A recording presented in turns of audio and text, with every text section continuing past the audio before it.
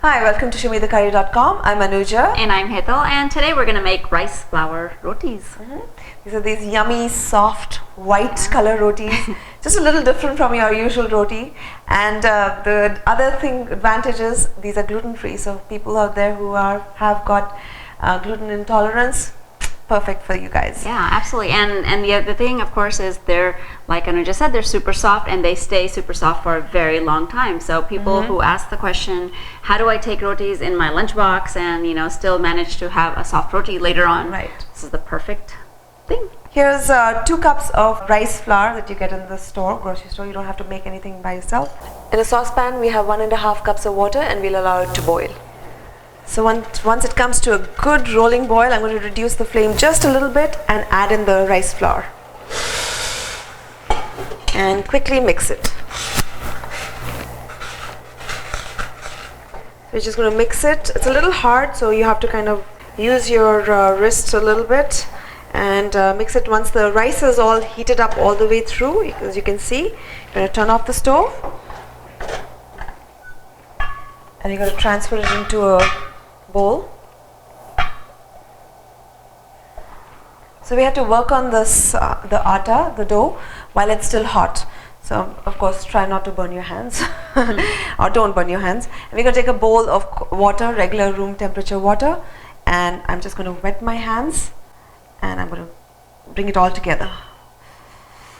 And just keep dipping my hands in there and combining it. It's hot. And if it's very hot, too hot to handle, just give it a couple of minutes and work on it when it's a little cooler.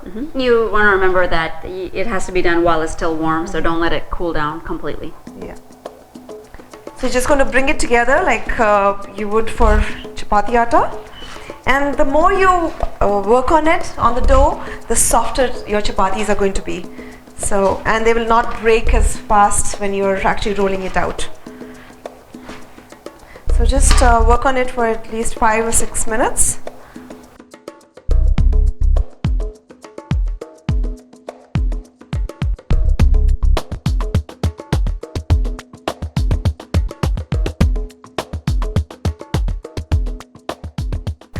So our dough has come together really nicely. We're just going to pinch off a small portion.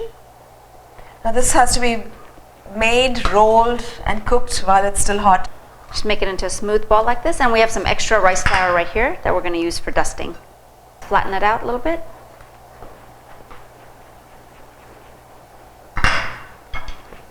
And roll it out. And use some extra flour if you need.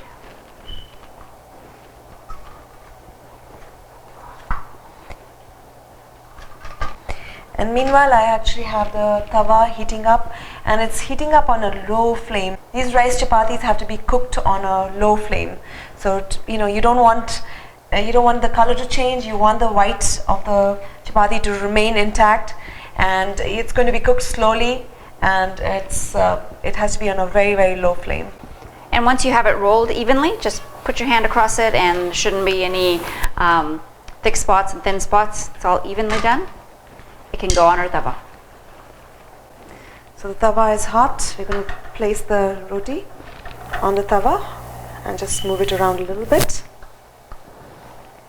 Now, unlike the chapati that we make, this is not going to change color as much. You will see a little bit of bubbles appear, and that's when you know it's time to flip it around, because it's a white roti. It needs to stay white, and it does not change like the chapati, the whole wheat chapatis that we make. If you can see, there's slight bubbles appearing and there's a little bit of air. It's trying to puff up a little bit. Good time to turn it around. Now this one you don't take it on the flame and heat it up, because again it'll change color and you don't want that. And just press it gently on one side and it'll puff up. This one's ready, and we're going to put it in a casserole dish and keep it aside for later. So we finished rolling out and cooking all of our rice flour rotis, and here they are. So this makes about 10 to 12 depending on the size of your roti, of course. And Look at it, they're so beautifully white. White and so soft. It's a totally different feel to your regular chapati, the atta rotis. So let's give it a try. and it's so soft. Even when you break it, it's just no resistance. Right. It's delicious. But I know Heather and I were talking about this. She likes to put a little salt in her chapatis, and absolutely doable. Mix it with your flour before you add it into the water. It's easily doable. Yep. Perfect. But I mean, it's got enough pliability where you can still wrap it around whatever vegetable or dal or something you're eating with. Right. I mean, it'll still scoop it. It works beautifully. It's really nice. Right. And reheating, of course, you can have it cold because it's not very chewy. Does not get chewy. You can have it at room temperature or cold. I mean, it's okay. Or you can just reheat it again back on the stove, just lightly. Make sure it doesn't get the color. Or you can reheat it in the microwave. Either way, it works out wonderful.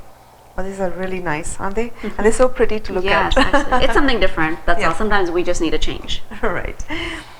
And if you like this recipe and you'd like to see more from us, please don't forget to subscribe because it's absolutely free and you'll be the first one to know anytime we release a video. Yep. So enjoy these rice flour rotis and join us again on another episode of ShowMeTheCurry.com. Adding a pinch of spice to your life.